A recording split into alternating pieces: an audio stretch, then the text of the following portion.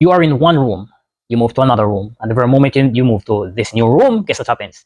Your Wi-Fi signal drops significantly. So when you look at that device, you realize that the bars, would be moving from max to probably half the capacity or to even less than that. And of course, at that point, now becomes, somewhat frustrating for you to do anything meaningfully on the internet.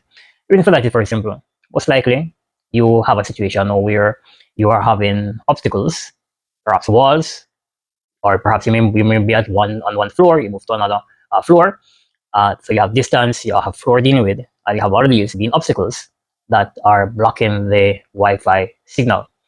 Now, we're going to be talking about three devices here: Wi-Fi extender, mesh network, and the access point. So we're going to be looking at each of them, which one it is that, will best for your situation.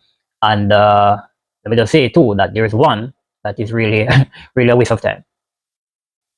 All right, so we're going to be kicking it off by looking at the first one, which is the wireless extender. The wireless extenders, they're pretty much budget friendly. Yeah, so they're very much inexpensive. They're relatively easy to set up. So, at the back here, there is the plugs for it to be connected to an electrical outlet. And of course, for that initial setup, it would require that you be connected to something like a laptop. You open the web interface, get inside there, and you do the necessary configuration as such it will work. Now, with the wireless extender, it can work in either two modes. So you can have it wirelessly paired with the router. It also has here two network ports, so these are two RJ45 ports, and so this now can be hardwired to a router. Now, the hardwiring would come in a situation where there's distance, perhaps if you were to move it to that new location where there is dead zone, it would not be able to get wireless signal from the router, and so it would be best to hardwire it to that location for it to work.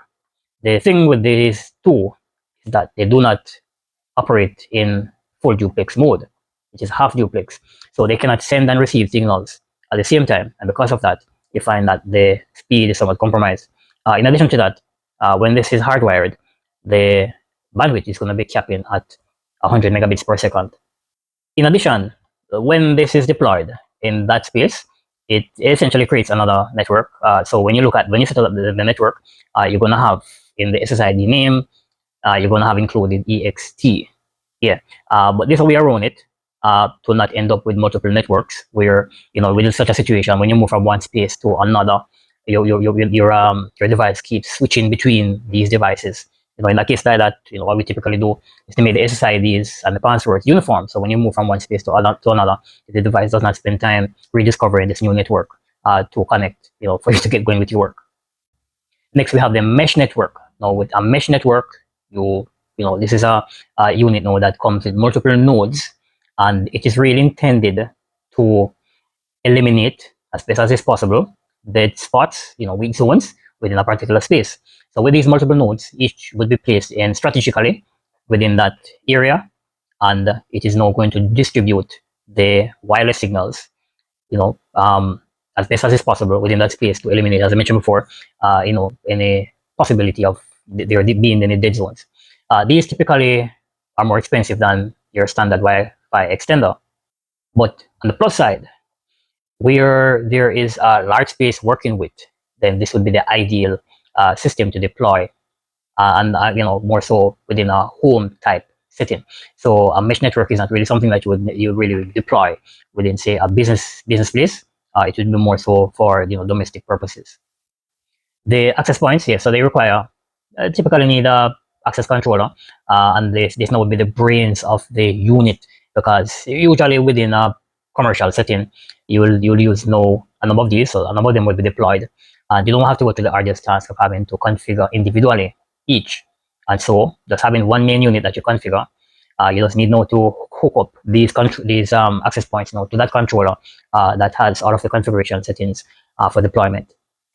But yes, there are access points that work independently of a wireless controller.